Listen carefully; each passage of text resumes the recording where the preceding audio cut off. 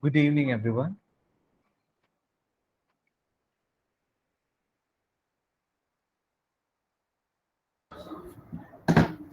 Today we have Rajiv Makusa for today's session of IIC calendar activity of quarter 3.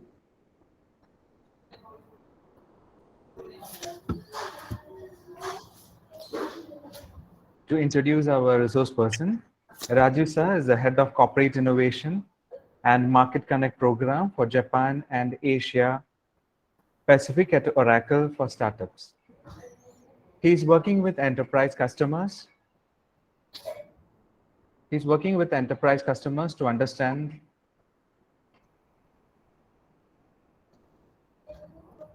their digital transformation roadmap, provide advisory on co-innovation, and working with solution providers and startups to help his customers to meet their business goals. At Oracle for Startups, he was earlier responsible for the entire life cycle of startup journey and the role that they played in improving the agility of his enterprise customers. He is also passionate about anything to do with entrepreneurship and also helping entrepreneurs to succeed. Dear sir, we also have such a crowd of young entrepreneurs and innovators, and I hope that we are having such a great resource person today for this session who is also passionate to help upcoming entrepreneurs. We have a group of undergraduate students who are from different streams, mainly from the science batches and also BCA, etc. And I hope all the students will get motivated and inspired from the session. Welcome you, sir, and welcome everyone to this session of IIC calendar activity of quarter 3. Welcome Rajiv sir, and I invite him to deliver his session today. Hey, thanks so much. Such a warm welcome. Now, when you introduce me, എത്രത്തോളം ഞാൻ എന്തുവാണ് ചെയ്യുന്നത് in terms of a corporate responsibility എന്നുള്ള ആർക്കൊക്കെ മനസ്സിലായെന്ന് I don't know. Okay, but I just happen to know Mahesh pretty well and Manjushwa pretty well, and they reached out to me and said, okay, can you do this engagement can you do the session for us? Now, see, when we talk about prototyping, right, the fact of the matter is prototyping is something that is so physical in nature that you have to actually see to believe it and to understand. Because it is all about thinking about an idea and giving it life. So what I'll try to do is, one, try to make it as interactive as possible. Okay, so I manage around 1,500 startups every year. You kind of see a lot of the ideas that is happening around the world today, very exciting times that we are living in. And there's a lot of things that is happening right from the time they're fighting that journey of an entrepreneur. ചില soft aspects ഞാൻ പറഞ്ഞു കഴിഞ്ഞാൽ one, I truly believe that entrepreneurs are the ones who is running this world, in the sense they are the most courageous of the lot. They come up with an idea, and they give their all, okay, to get that idea, give it a life, and running with it till and toil with their blood and sweat, and 3 years or 4 years later they succeed. And the fact of the matter is, around 90% of the startups fail today. Okay, and why do they fail? It is primarily because that some of them were technical. They started with a brilliant idea, and it somehow didn't find the reception it should have got from the market, from the user. ചിലപ്പം ഒരു ചില കേസസിൽ ഫണ്ടിങ്ങിന്റെ issues ആകാം. They have a brilliant idea but they could not scale because nobody was willing to fund them. ചിലപ്പോഴൊക്കെ it could be just politics within the organization. But largely, if there is a 90% of startups failing, when they fail, somebody as an investor has lost money. Somebody has a lot of employees that have taken their journey with them has lost their jobs, and the family of that entrepreneur, they also are disheartened because all the while they are trying to make a startup a success, they have struggled and they have failed, and they have lost money and a lot of things in the process. So entrepreneurship, to start with, it's not for the weak hearted, right? I mean, it's for the most courageous ones, but they are the ones who makes a real difference. അപ്പം പറഞ്ഞു തുടങ്ങുന്നത് എങ്ങനെയാന്ന് വെച്ചാൽ, I want all of you to be an entrepreneur, but then I also want and pray that all of you are successful entrepreneurs in your life. And the first step to that is to find or make a successful product that the market or the customer wants. And the more the customer wants your product, the more successful is it. ഞാൻ ഒരു എക്സാമ്പിളെ പറ്റി ഞാൻ എൻ്റെ സ്ലൈഡിൽ സംസാരിക്കുന്നുണ്ട്. Where a lady, she use to work with Steve Jobs, and Steve Jobs is the god of design. And അത് തുടങ്ങുന്ന സമയത്ത് he wanted a mobile app to present the first Apple product at the famous Apple convention. And അത് ചെയ്യാൻ വേണ്ടി, because of the thorough design, എന്താ പറയുക, ഒരു crazy fellow Steve Jobs is, he actually started working with this lady actually got the chance to work with Steve Jobs and create a mobile product. And അയാള് അത്രയ്ക്കും strict ആയിരുന്നുകൊണ്ട് there was so much of iterations that the final product that came out was truly a class apart, and that is the product that Steve Jobs used for his presentations throughout. Okay. And finally, adinte success and potential kandapura, Thomson Reuters, which was the organization that built that mobile app, they didn't take it to the market, but the lady who was a lead developer, she understood the potential of that, and she created that product and released it into the market, and today she is a millionaire, right? പക്ഷെ ഇങ്ങനത്തെ success സ്റ്റോറീസിന് കുറെ unfortunate സ്റ്റോറീസും you see on the other side. So what we'll see today or talk today is that, okay, what is prototyping, what are the different types of it, and what are the pitfalls you can look into. And ഞാൻ ഇവിടെ ആഗ്രഹിക്കുന്നത്, if you have any questions, feel free to stop me anytime and ask me any questions. Make it as interactive as possible. You can ask me any questions, doesn't matter if it is silly or not silly, okay, but ask anyhow. Give me a sec, let me just take my presentation. Give me a sec.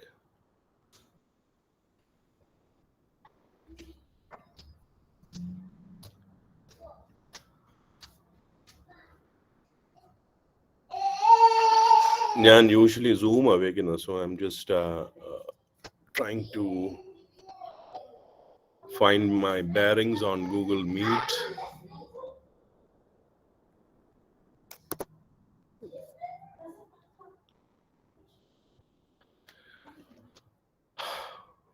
Okay, right. Thankfully, okay. Can't share my screen. Give me a second.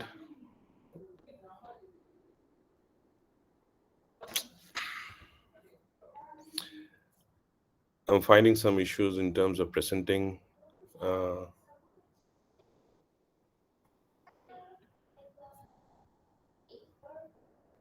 Go to system. I don't have system. Okay. Give me a couple of minutes.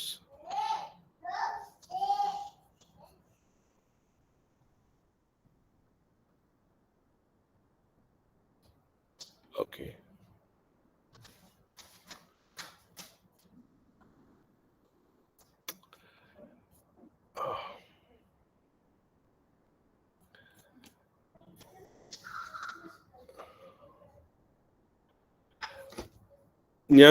Is there an email ID, Manjusha, that I can send the presentation across and you can run it? I'm not able to run it from my system. Sir, you can send it to me or Vineet. ഒരു email ID പറയാമോ? Yes, sir. Sir, shall I put it in the messages?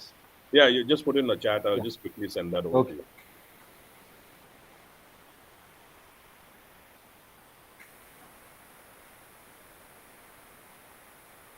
Sorry about that, guys. And meanwhile, if you have any questions, I mean, as to what I do or what we do on a corporate, because you guys are primarily students, any questions you can ask in the meantime. കേട്ടോ ചാറ്റിലിട്ടായിരുന്നോ?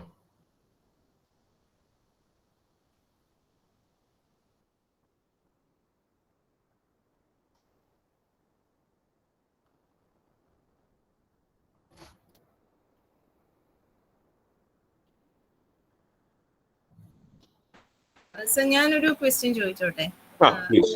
നമുക്ക് ഇപ്പൊ കുട്ടികൾക്കല്ല anybody ഒരു idea ഉണ്ടെങ്കിൽ നമുക്ക് അതിന്റെ ഇപ്പൊ sir പറഞ്ഞില്ല proper funding നമുക്ക് എപ്പോഴും ഒരു പ്രശ്നമായിട്ട് വരാറുണ്ട്, എസ്പെഷ്യലി ഇൻ കേരള. ഒരു ഫണ്ടിങ് കിട്ടുക എന്ന് പറഞ്ഞാൽ നമുക്കത് ഭയങ്കര ബുദ്ധിമുട്ടുള്ള ഒരു കാര്യമാണ്. അപ്പോ അതിന് നമുക്ക് എന്താ ചെയ്യാൻ പറ്റുക? എനിക്ക് തോന്നുന്നു കുട്ടികൾ ഫേസ് ചെയ്യുന്ന ഏറ്റവും വലിയൊരു പ്രോബ്ലവും അത് തന്നെയാണെന്ന് തോന്നിയിട്ടുണ്ട്. സോ ഫണ്ടിങ് എന്ന് പറയുമ്പോൾ ഒരു പല ടൈപ്പ് ഉണ്ട്. One is your angel funding, the seed funding, right, and the series funding, right. ഈ ഏഞ്ചൽ ഫണ്ടിങ് എന്ന് പറയുന്നത് എപ്പോഴും it's your close relatives or the people who are well known to you, because അതൊരു they are doing it not because they are sure that the product is going to win and they are going to reap anything monetary out of it, but adoru goodwill funding aanu. And today what is happening primarily is, if you look at these serious investors, they are most of the times they are not really sure if the product or the idea has been validated enough, because on the larger marketplace there are so many competitors. Chelabay is already existing in a product area, and even if it's a new idea, whether there is a team who can actually drive this to scalability, whether this has been validated against the market, are you in the right place or the right market to test it out? Because ipo Kerala ennu parayna oru സ്ഥലത്ത് നിങ്ങൾ വിൽക്കുന്ന customer ആണോ നിങ്ങളുടെ ideal customer segment? I mean, if you want to now sell it to a US or a Europe or some parts of the world or even North India or other regions, is the customer the representation of the customer same when you're creating a product? അപ്പോൾ ഇങ്ങനത്തെ ഒക്കെ questions വെച്ചിട്ടാണ് funding എപ്പോഴും ഒരു challenge ആവുന്നത്. പക്ഷെ that Z, നമ്മുടെ കേരളത്തിൽ നിന്ന് എത്രയോ സ്റ്റാർട്ടപ്സ് ഉണ്ട് which has done very well. Now ഹൈറിയോ എന്ന് പറഞ്ഞിട്ട് എൻ്റെ ഒരു ഞങ്ങളുടെ ഒരു സ്റ്റാർട്ടപ്പ് ഉണ്ടായിരുന്നു. They are part of the Kerala startup mission.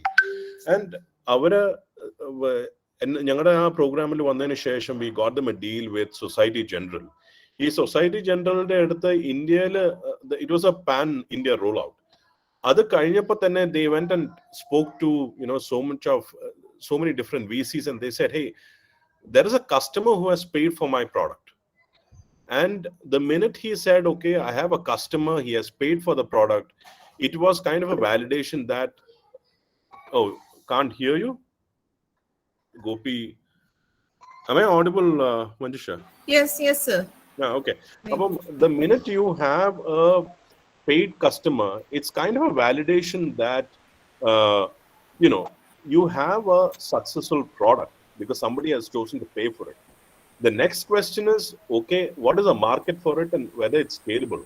So the minute you say that, okay, a society general is representative of your customer and anybody similar is also a potential customer, somebody sees that, okay, there is a business and there is a promise in this particular solution.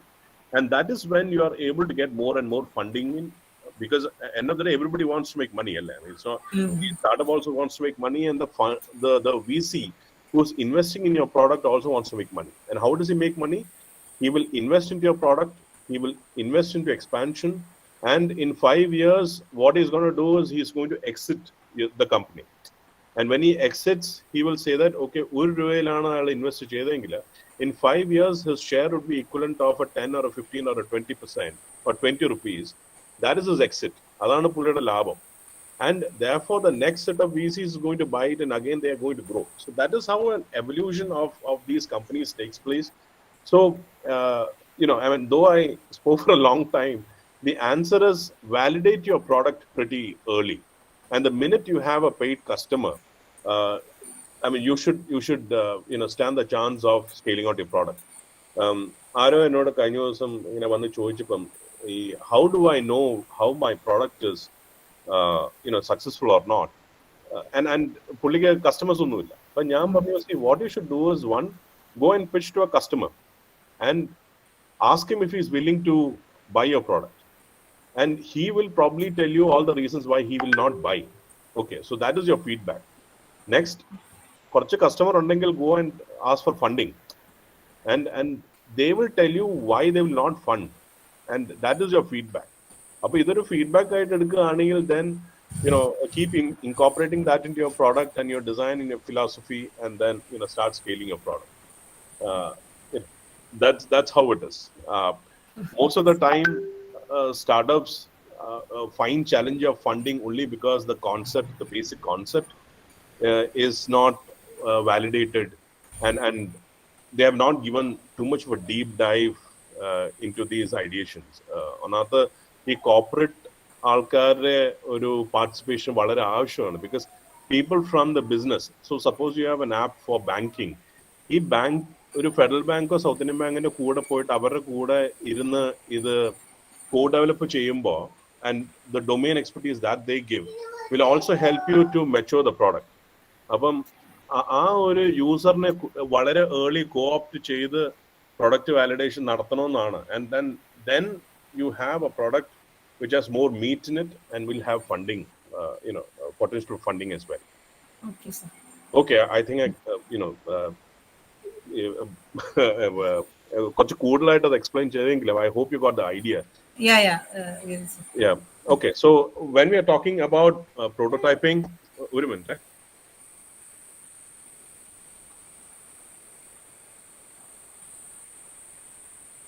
Hey, sorry. So see, when we are talking about prototyping, there is this. David Murray said this, that there is nothing called revolutionary breakthroughs, only evolutionary progress.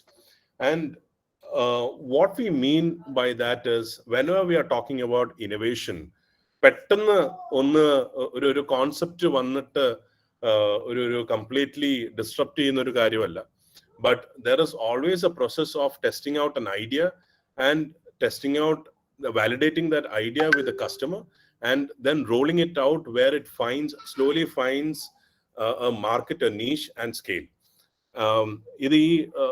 And this is further accentuated. First, vacuum cleaner ondakiyathu. Yeah, there was this guy called Sir James Dorsey. Now, see, what he did is, another kalata, people are cleaning the floors, right?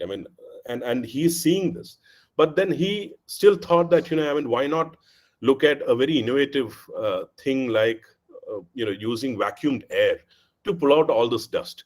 And at that time, it might seem very silly as an idea. Why do you want to do something which really doesn't have a need at that point in time, right?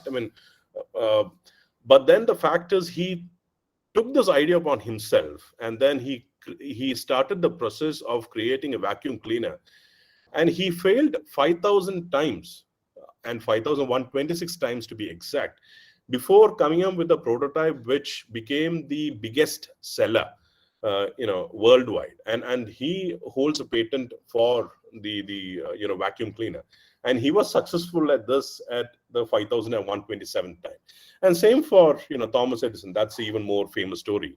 So all this saying that you start with an idea, and then you start testing it out repeatedly until you come up with a final version that has a lot of potential. So that's how it starts, and that's one of the reasons he was knighted and he was given the title Sir. The next slide. So this is something that you would have learned in your classes as well. So it all starts with empathize, define, ideate, prototype, and test. Now, when I was going to a conference and I met this gentleman who was a very successful entrepreneur, I was asking him, how do I find the big idea where I can go something, create, and make money, of course. Rajiv, look around you. Look around you for problems or gaps in your everyday life, and pick up a problem that is a lot of scale and solve it. And that is essentially your business. And this is so many years back. Look at something like, and we just saw across the road, there was a medical store. And he said, medical store, annathe kalathe COBOL ennu parayunna oru solution, adu vechittarna solution undakiyirunnu. Now try to find a much better way of creating a better software solution, an app, and then solve. And if you do that pretty well, then you have so many pharmacies across the state. That's a huge market for you, right? And that is also a potential business. And I know of companies who have looked at these kind of segments, the small ERPs, the small the pharmacy solutions, and so on, and have a great business to work with. So the idea is empathize with, look at a problem statement, look around you, find a problem statement that has a potential, and empathize, deep dive into it, think about it. And then finally you say that, okay, how do I define it? And the way they define it is, this is a problem statement, this is a solution, this is an impact, this is a market. You could start with just writing it down. When I was creating a product for myself, around 10-15 years back, we came up with an idea, and then what we did is, we used to write notes on how this product will be and how it will evolve or how it will interact with users. So that was basically defining a structure for that solution. And then we thought about, okay, how do you get into a prototyping stage, right? And a prototype was giving that structure or that sheet of paper, how do I sketch it? Okay, take a few sheets of paper, draw the screens, and then draw about how users interact with each and every screen, how the backend is. And that is how we started it moved from an ideate to a prototype. And the prototype was, very basic in the sense it just had to sense check what the idea was. Nammade conceptilulla idea adu deliver cheyan pattuo ennullathu mathramayirunnu the prototype. So it was a very early validator of what a product could be. And the test is always the last stage, where the test is always interacting with the user and taking the feedback and improving the product, right?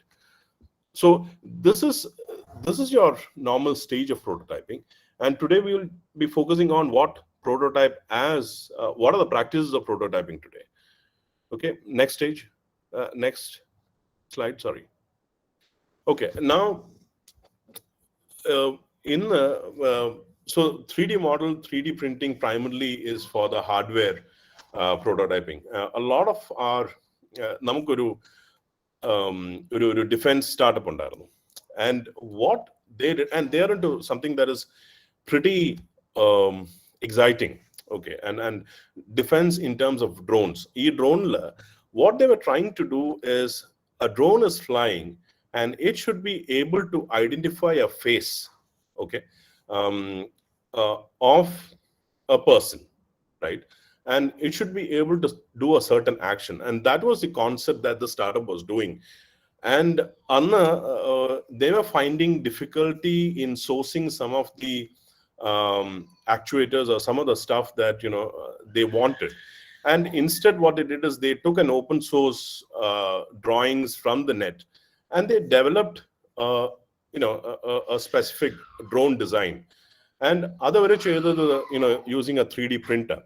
And the CAD design was available on the net. They created this particular drone, not too big, very small, compact. And there was a very powerful compute engine to actually do these image recognition. And it was very specific to identify certain faces, right?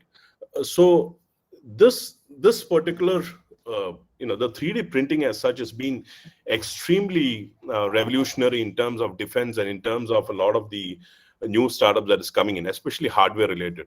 And it's a lot of IDEX in the startup community. It's a huge impact that has been made through 3D printing.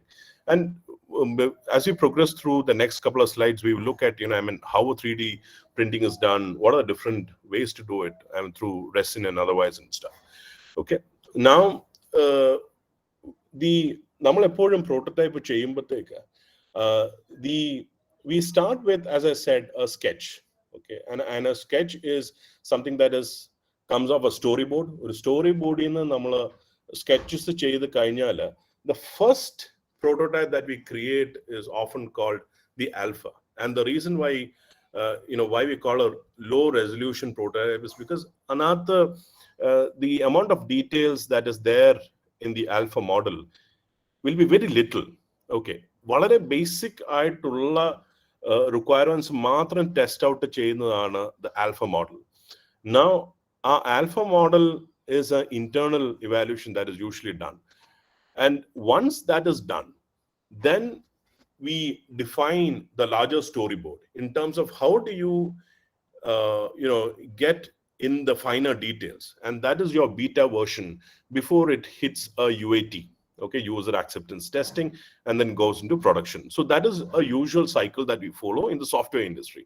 And primarily നമ്മുടെ startups, ഇപ്പം ഞങ്ങൾ manage ചെയ്യുന്ന startups ഒക്കെ, generally they don't follow the incremental software development life cycle. It's mostly the rapid application development, right? Because they don't have time. ഒരു startup എന്നുള്ള രീതിയിൽ അവർക്ക് പെട്ടെന്ന് അവരൊരു പ്രോഡക്റ്റ്, ഒരു ഐഡിയ എടുത്ത് അവർ പ്രൊഡക്റ്റൈസ് ചെയ്ത് കാണിച്ച് അവർക്ക് ഫണ്ടിങ് എടുത്ത് അവർക്ക് പെട്ടെന്ന് ഒരു കസ്റ്റമേഴ്സിനെ ഫൈൻഡ് ചെയ്യണം. And that's how they grow. So the shelf life of a startup is very small these days, and therefore the adopted prototype method that they usually do is your rapid application development, RAD. Now, primarily what you would see in the market today is the evolutionary, the rapid, and the incremental. And there are reasons why each and every each or different methods are used. Even incremental prototyping in the പറയുന്നത്, let us say you're creating enterprise application, let's say an ERP. And ഒരു ERP, let us say you have so many different modules. So you will have a sales, you will have an HR, you will have finance, and so on. Now, ഇതെല്ലാത്തിനും ഒരു cyclical ആയിട്ട് develop ചെയ്യേണ്ട കാര്യമില്ല. So what generally happens is you have a prototyping that is done for HR on a separate storyboard. You have a separate team doing a finance. You have a separate team doing CX. You have a separate team doing HRMS. And finally, it is the integration of all these modules to create an enterprise package, right? So that is your ERP. So you use incremental prototyping for it. Now, rapid in the പറയുന്നത്, it's usually seen in the more alpha stage. അതായത് ഒരു idea ഉണ്ട്, you create a prototype, and mostly in the case of a hardware prototypes ഉണ്ടാക്കുമ്പോഴാണ് you see this, that the throwaway is you create something, validate doesn't work, you throw it away, you create the next one. Our feedback എടുത്തിട്ട് you create the next one, and you keep on doing it till you get the right alpha. And then once you get the right alpha, you start building more details into it, and then it becomes a beta. and beta കഴിഞ്ഞാൽ it gets into the production, right? So that's the way a rapid or a throwaway prototyping is done. Now, evolutionary prototyping, a lot of the software,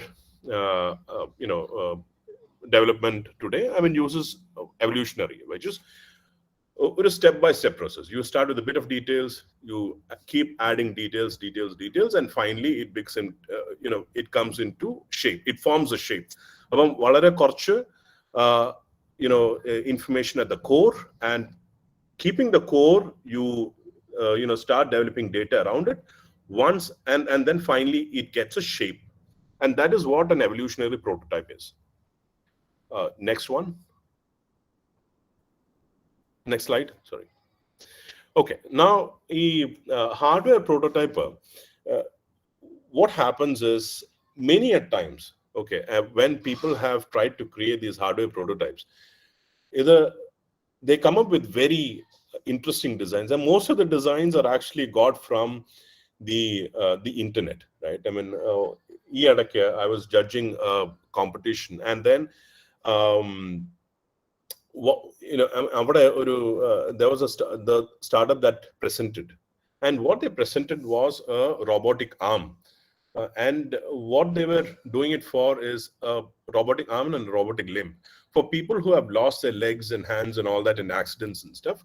How do you how do you create these artificial robotic or artificial limbs and arms so that you can do assisted mobility? Now he did, I was mentoring him, and he did a beautiful rendering on the 3D printer, and they created a very cost-efficient model.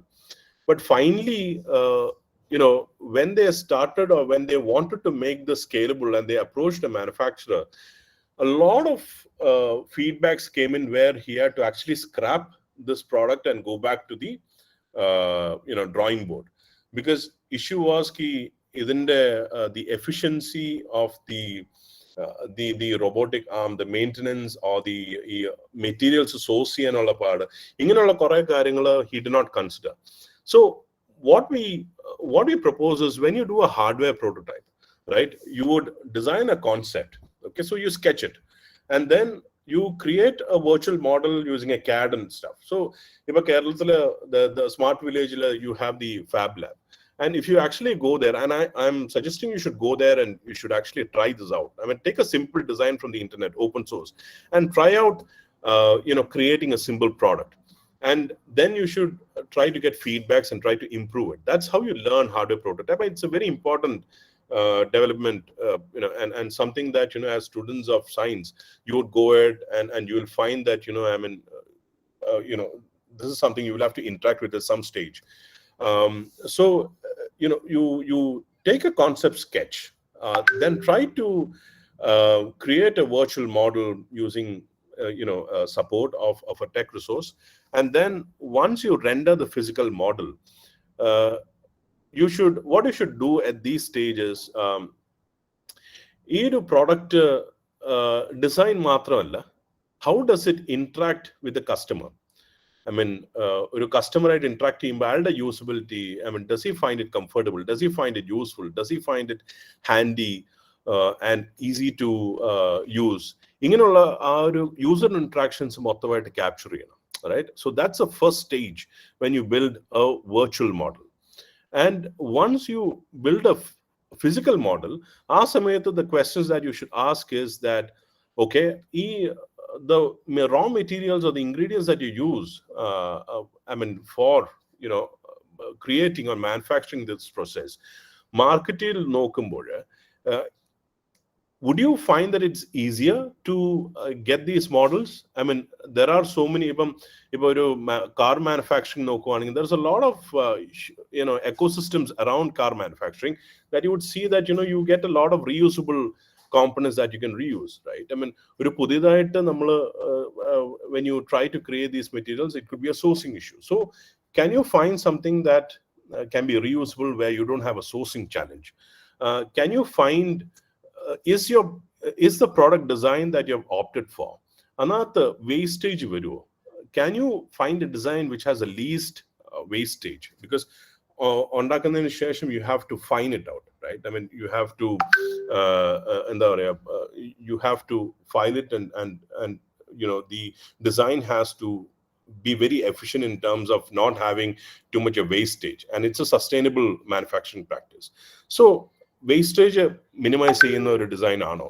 And what about maintenance? I mean, after sale, post sale service, is that something that is going to be maintenance heavy? Is that going to have a result in a lot of customer interactions where customers are regularly required to come to you and for service or maintenance or warranty? Warranty issues would come up. So all these considerations would come up, because it's in the long term, it's going to drive the cost of your product as well, right? And the sales ultimately, because if you have more maintenance or warranty breaches on a product, it will also mean that the product quality is not up, or the customer is not happy, and then it could lead to decreased sales. So all these things should be looked at stage 3, which is where you are building the physical model. And then finally, you reach out to a very experienced manufacturer. Why this is the most important step is he is able to give you a lot of feedback in terms of how are you able to drive economies of scale here, right? Are you able to make profit out of it? What is the cost metrics in this? What is the profit metrics? About econometrics correct you should get the inputs from an experienced manufacturer. So that is very important.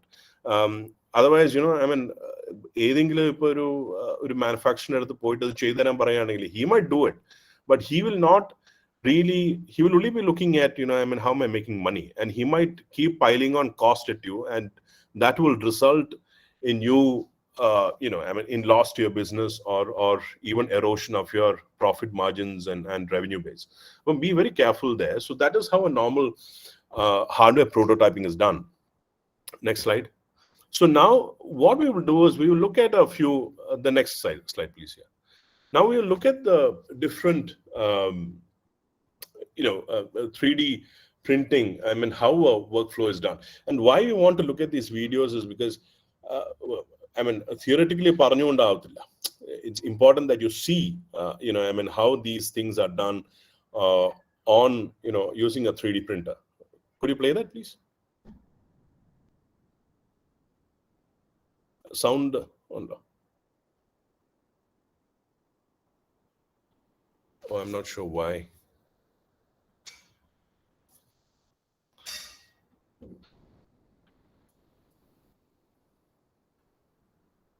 In a volume under?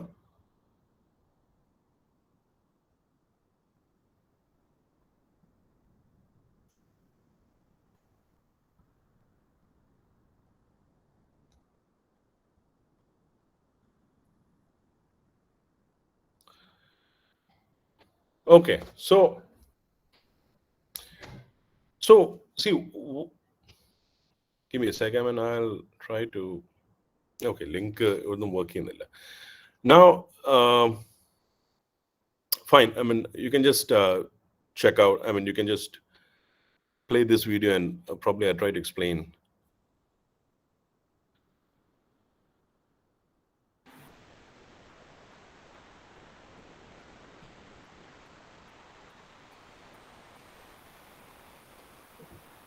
Okay. Okay, forget it. So go to the next 2 slides. Let me just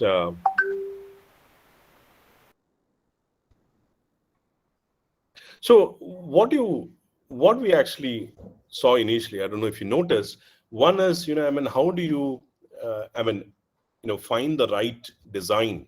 Okay, whether it's an open source or whether you have curated a design in CAD, and how do you enter that into your 3D printer, and then how do you render that? And usually ഒരു 3D printer നമ്മൾ ഒരു design ഇട്ട് render ചെയ്ത് വരുമ്പോഴത്തേക്ക് that's a 24-hour or a 48-hour cycle, depending on what is the printer that is being used.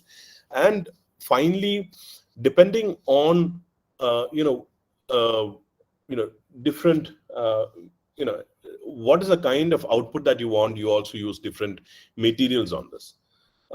Can you go to the next the 2 slides after this? This is called, okay, the one before that. Okay, so primarily we use two type of printing. So one uses stereolithography in the it uses a kind of a resin which is very resistant to temperature, climate, and so on. And it's a very hardy substance and it's very transparent. Okay, can you play that clip there?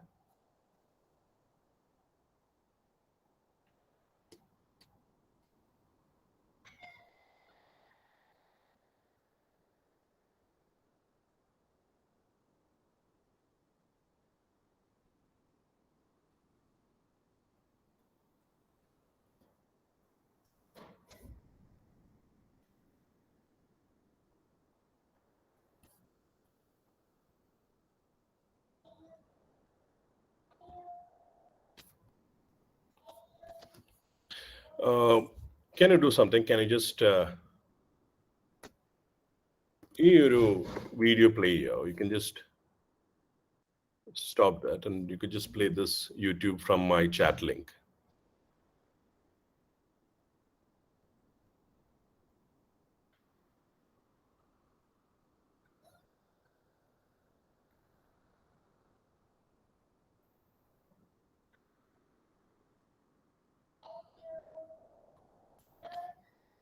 You still don't have a volume, is it? Okay, so there is a text to also guide you. Now, what it says...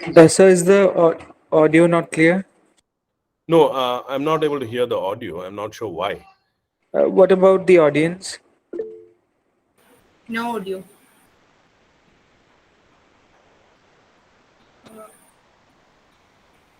So when you go into 3D printing, this is primarily two of the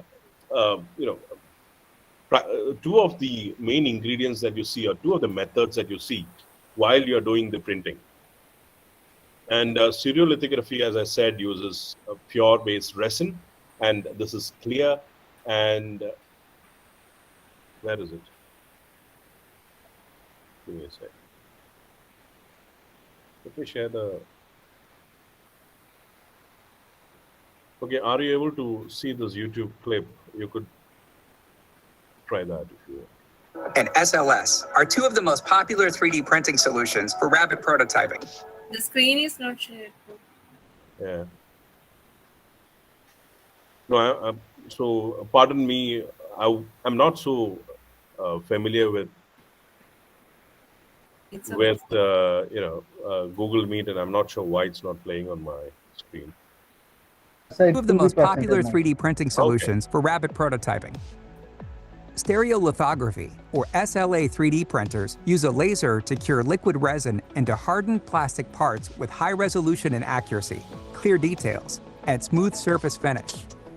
SLA is a great option for highly detailed prototypes requiring tight tolerances and smooth surfaces, such as concept models and functional parts. SLA printing also offers the widest range of materials. Use draft resin to print early concept models faster than with any other process, standard resins for highly detailed or transparent models, and engineering resins for tough, durable, heat-resistant, flexible, or extremely stiff functional prototypes. SLS 3D printers use a high-powered laser to fuse small particles of polymer powder, and SLS are two of the most popular 3D printing solutions for rapid prototyping. Just pause that. Stereolithography. Just pause that. Okay, and one more video is there. Adungod in the play here. So that is the next one, SLS. Okay, so you have stereolithography, which you heard just right now, which uses liquid resin. And I'll tell you what is use a high-powered laser. Yeah, play, please. Go ahead. To fuse small particles of polymer powder. The unfused powder supports the part during printing and eliminates the need for dedicated support structures. This makes SLS ideal for complex geometries, including interior features, undercuts, thin walls, and negative features. Parts produced with SLS printing have excellent mechanical characteristics, with strength resembling that of injection molded parts. A combination of low cost per part, high productivity, and established materials makes SLS a popular choice among engineers for functional prototyping. SLS 3D printers use a high-powered laser to fuse small particles of polymer powder. Okay. The unfused powder You can pause that. Now, the SLS, right? The second video that you saw, when I, Korchal Mumbai, when I went to Dubai, they were actually showing one of the very new innovations where they were building, they were laser printing houses, okay, and these were very strong, sturdy houses, which was done using 3D printers, and it was just an innovation that they were showing. I'm not sure if it's scalable in nature, but this was done using the SLS, and because this method gives it a lot of sturdiness and resistance against any sort of climatic conditions and so on, and because I mean the way these houses were made, the strength, you never felt unsafe, on that particular, in that particular house, and it was a beautifully done house. So that was just one way of how that SLS was done. It's a huge printer. Now there was another startup that was part of our program, and they were creating earpieces. Okay, so different people, chela kuttiyalku cochlear implants vedam, and you have to sometimes custom make such implants. And the first one that you saw, right, SLA, that was used for creating such cochlear implants because you had to custom make it. I mean, our ear canal shape like it was used doing that.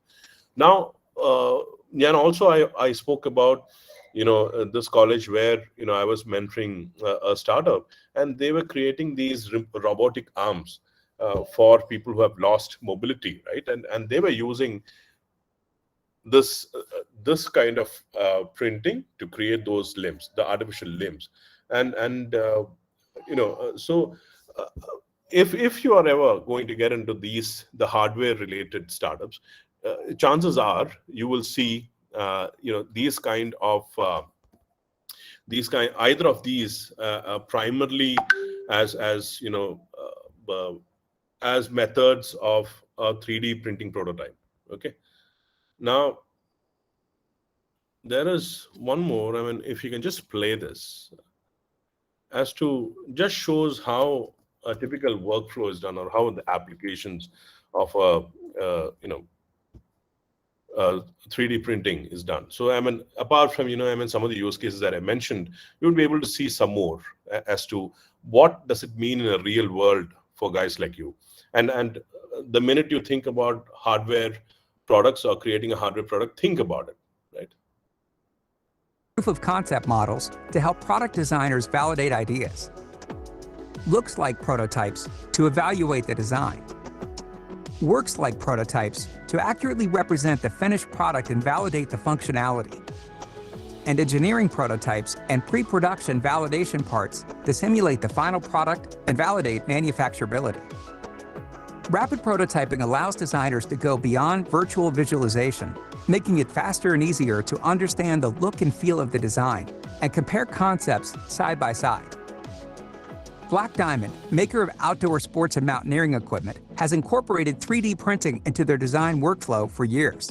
Recently, their team brought full-size prototyping in-house with a large format SLA 3D printer, proof of concept models to help product designers validate ideas. You can pause it there. Now, one recent,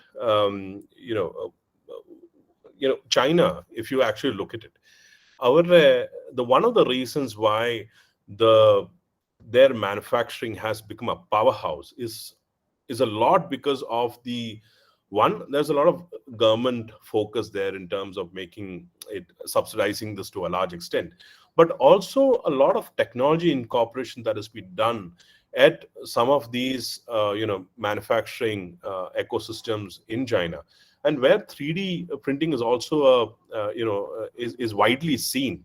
And if you look at it, it's a very efficient model, except that when you need to molded products ഉണ്ടാക്കുമ്പോൾ mostly you would see that, they are trying to do that through this particular process, and they have huge scale in which they are doing this, right? And it also brings down the cost drastically. So a lot of the injection moldings and starts with a 3D printing, and the kind of one of the reasons why a 3D printing is being used very widely in China is because of the iterations that they do. I mean, on the product. They are churning out more and more different types of models, and they are also extremely fast in terms of incorporating user feedback to creating new different models. And one of the examples that I would take of a big corporate using the scale of their user base to drive feedback and do this rapid application prototyping is Google. Can you share the presentation? Sorry.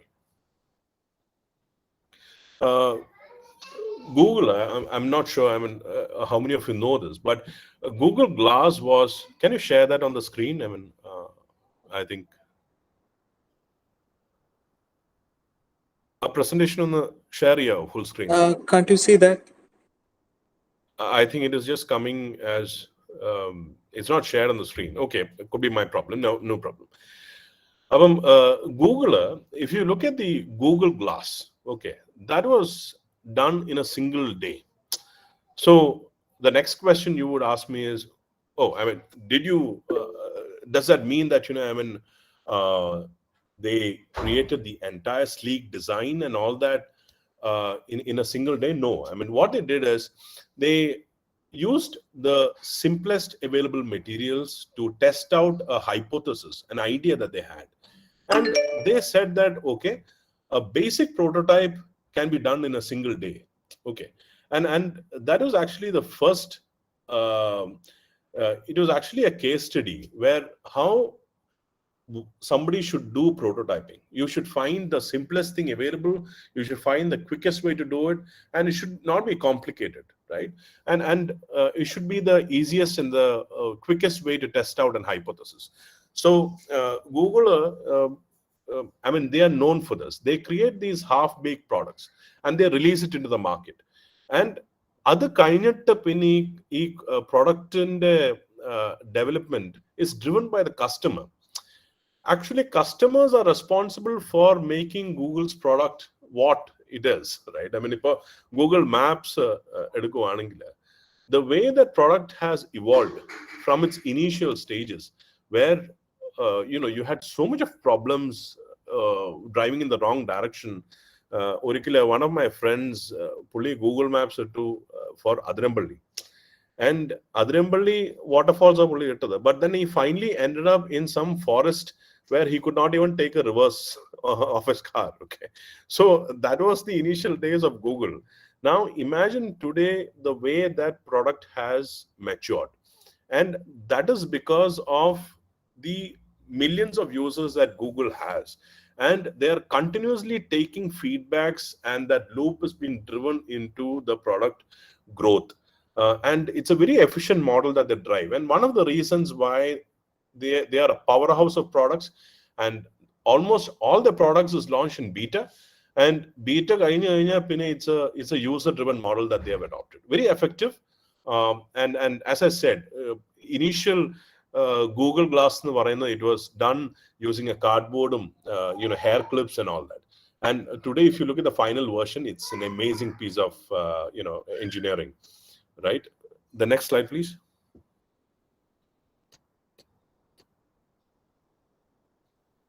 Okay. Now, the third point, can you click on that simple? It's a hyperlink. Can you click there? Would you build a website for a major brand with more than 200 million users using Wix? Well, we did. Skip the ad. Hi. Do we have a name for it? Toasty. Toasty, the interactive toaster. Hi, my name is Andrew Brace. I'm a prototyper here at Quirky. We have 3D printers and CNC machines, but whenever we first start to prototype our ideas, we typically use materials as simple as cardboard or paper, things that you'd have at home. It's cheap and easy to be able to get a sense of size and scale and form, and it's just a very approachable material.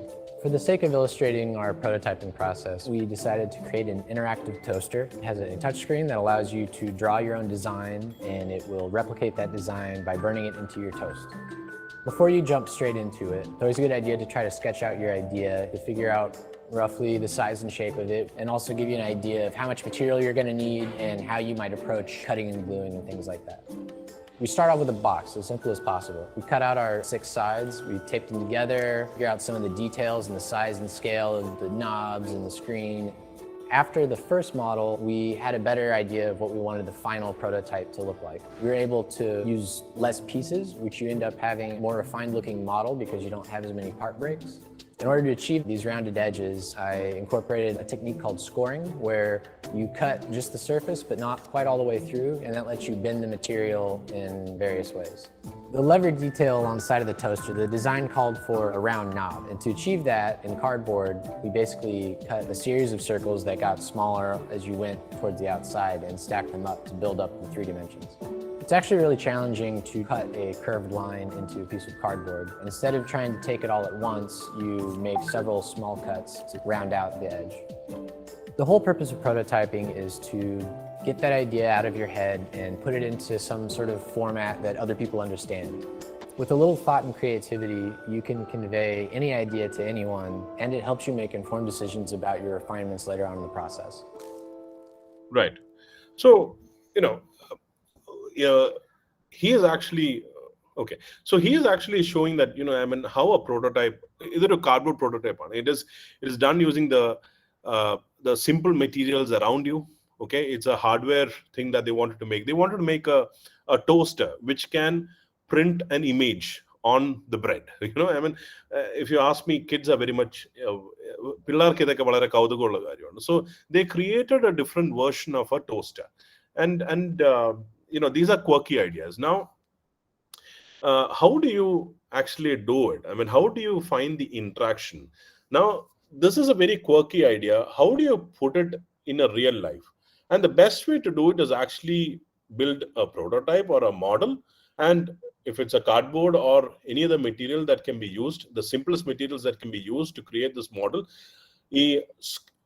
while you are sketching or writing the storyboard, our storyboard the physically manifest the board, there is a lot of clarity that you get in that process, right? And that is what they are gaining through while they're doing the cardboarding exercise. Our cardboard prototype, a lot of details suddenly emerge in terms of usability, in terms of what is the measurements that has to be, and the dimensions and the usability. How should a user interaction be driven? And what do they mean by the quickest path to experience? A customer, he should not find it very difficult to operate a new device. Let us say he's buying a new thing. The experience should be that he should not have anybody's support to actually do it, and however dumb that person. So if, let's say, it's a small child, or maybe it's a very dumb person, they should also not find it a challenge to operate the device. And that is what is generally considered while doing a hardware or creating a hardware or even a software, for that matter. It should be very intuitive. People should not find it difficult to create a product. Okay, so that is what you mean by the quickest path to a customer experience. And either from an ideation to physically manifest cheyumbo, that is the time you actually get a lot of details into how this product should actually get into production. And these can be done by the simplest of things around you. It could be a hardboard, or it could be something as simple as a Lego. Because I recently went to something called the Lego Land here, and out of Chilumba, there is a whole workshop in which they teach students on how to build a car or how to build a building and so on. And the way they do it is they give these manuals, and our manuals, you have the entire stage by stage process of how to make a particular a construct. And mind you, Lego today is using 3D printing in a big way to create these very fancy pieces, right? And it perfectly fits in place. So the idea is that how do you use the simplest things around you? How do you use a storyboard to actually build out something? And that is what we just saw there. Next slide. Okay, so when we used to do software development, what you see on the left-hand side is something that comes to mind. And most of the software development we used to do was rapid application development. So it will be an agile approach. ഒരു sprint ആയിരിക്കും, and it will be a sprint of a week, and it will be a total sprint of 12 weeks. And every sprint, what we will do is every day morning we'll get into a huddle, and we will say, okay, what are we going to do today? What did we do yesterday that was not completed, and therefore, what is that pending, right? And this was done very iteratively. And one of the most effective tools that you use was Post-its. Believe that. On a very ideation to the first alpha prototype, you used to heavily depend on Post-its to do these stuffs. What did you miss yesterday? What is for today? And how do you actually incorporate that into your first sprint? And this was repeated over a period of 12 weeks, and finally you have a very functional prototype, right? We just spoke about how a cardboard prototyping is done, especially when it is about a hardware product. The third is how do you do process prototyping? This is an example of how a water is cleansed. It's kind of a filter that has been done here. So how does the entire flow happen? So this is a process prototype, and then you have to do this using the simplest available material, and then you have to progress this into a form factor that is very easy for a customer to use. We can't sell it to the customer, so you need to create a form factor for them to use with the buttons and all that, and the function is the same, and this function is carried within that form factor. Okay, so these are the different types of prototyping that you come across when you get into product development. Next. This was a story that I talked about earlier. So Alina was working in Thomson Reuters at that time, and at Sameta, I think she was just barely 25-year-old, and Steve Jobs actually reached out to Thomson Reuters saying that, hey, I have a launch of a big product that is coming up, and it's the first iPad in the world, because otherwise they were only making computers. Now I'm going to launch the first iPad in the world, and I want a brilliant product. Now this lady, Alina Vanderberg, she got a chance to be on that mobile application development team, and started working with Steve Jobs, and the design champion he gave a lot of feedbacks, and that actually got into the design philosophy of creating the first ever product that Apple used for this particular launch, and that product is still being used, right? And what Alina did is Thomson never thought of creating a product out of it. So they actually gave Alina the leverage to go out into the market and create this for herself. And she went out, she came out from Thomson, she actually started this company, got this product, and sold it to a lot of the other customers. And just saying that, hey, Apple was my customer, and this product launched the first iPad in the world. And that was a huge validation for the entire market. And today you see around 30,000 customers using their product. So it started with working with the customer and taking his requirements, creating a product, using his feedbacks to creating the best product out there, and then talking about the launch of an iPad using this product as a reference case, and then using that to get more customers. And today she is driving the growth of this company, and it hit $1 million, $20 million last year, and it's a very hot startup. So this is ideally the journey of most of the startups. Start with an idea, validate that with the customer, use the customers, co-opt, get the customer involved in your product development efforts, use their inputs to drive the product development, and then you get a product out in the market. First get them as a paid customer. Okay, free POCs, a lot of people will get you doing free POCs, but the true act of a success of a product is when somebody is ready to pay for it. So, ensure that you are paid for your effort, you get a paid product, and then you use that as a reference to go and sell it to more customers. Many a times when startups, comes to me, I would ask them, do you have a customer? And they would say, yes, I have a customer. And either startup node HDFC and a customer. But then I would ask them, okay, but is it a paid customer? They would say, no, it's not a paid customer. It's a proof of concept. Or, we are letting them, or we are co-developing with them. So I would not encourage that conversation too much. I would say, go find your first paying customer, then come back to me. And normally a lot of them don't actually return after that conversation. And the ones that, that has paid customers have actually grown from having 1 or 2 customers to, tens and 20s, in a period of 2-3 years. And that is really the mark of a successful startup. And, the ones that have actually failed are the ones that is finding it traction, finding, the growth difficult and finding it difficult to find the first customer. And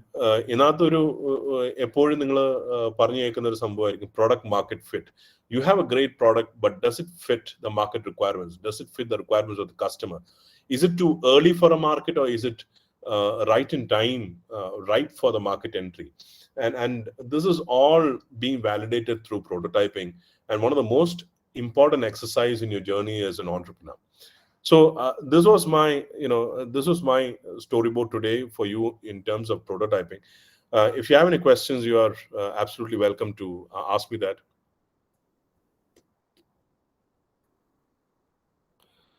And so we just spoke about this. So when you do a prototyping, fail fast. That is a lot of the entrepreneurs start with something and they stay there, right? My advice is, anything to ideation immediately get it, give it a physical manifestation, or get a product, at least alpha, out there, and then immediately go and validate it in the market. It could be your customers, right? Immediately validate it. Is somebody willing to buy a product? Is somebody willing to pay for your product? Is somebody willing to fund for your product? E validation, that much, promise, or that much better would be the chances that, you would not drain all your savings in a startup and find after 2 or 3 years that, you have failed as a startup. So my advice is, a product idea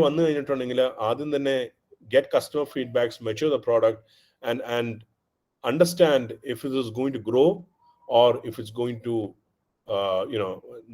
if you have to pivot the product. Pivot എന്ന് പറയുമ്പോഴത്തേക്ക് ഒരു പ്രോഡക്റ്റിനെ എടുത്തിട്ട് കസ്റ്റമറിന്റെ feedback അത്ര ഇല്ലെങ്കിൽ, find a niche where this product, or a separate direction where it can grow.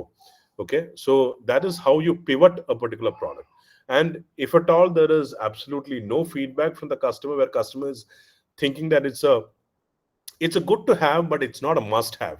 Good to have, but it's not a must have in the parayunnathu, that's always a red signal for you, and you should view that with caution, explore more on this, and find if you have to follow through in terms of development. So that is what you mean by fail fast. If you have to fail, you learn that quickly and move on. Either you move on, or you pivot into a different idea, or you stop and then you get back into your job, or don't lose money, or or find a different idea to follow through. So that's with fail fast. And the minute you have an idea, start the storyboard. It's called the storyboard because you start with a sketch. You write this as a story. എന്താണ് ഈ product and philosophy എന്താണ്, and write how it will interact with customers, what is the market it has, and how does it differ from the competition. So you have to start with a sketch and put it out there, define it, give it a structure.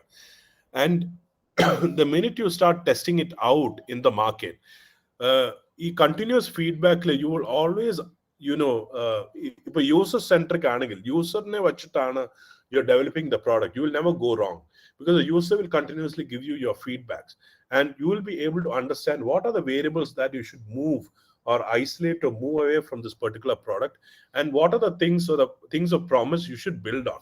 Okay, and the minute you remove the variables and you understand what is going to make this product successful year one, but the idea is you always keep the user in the middle and develop the product around him. And as they said, I mean, the first slide when we said, there is never a revolutionary breakthrough. It is always evolutionary. So you always make changes, you iterate, and that's how products grow. So it could be, it could be of, how you constantly evolve in terms of a product design to cater to, changing customer requirements and so on.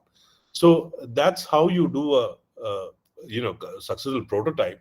And when you make changes and iterate, please understand the philosophy is, how do you find the right market fit for your product? And this is absolutely important to do it. Okay. So that was it from me, everyone. And if you have any questions, feel free to ask. You could also have my coordinates. I will leave that here with Vineet, and you could reach out to me anytime. Okay. So any questions, anyone? Yeah, anyone is having questions, either you can unmute your mic or type in the chat box. I'll also leave my coordinates here, and anybody can reach out if you have any questions.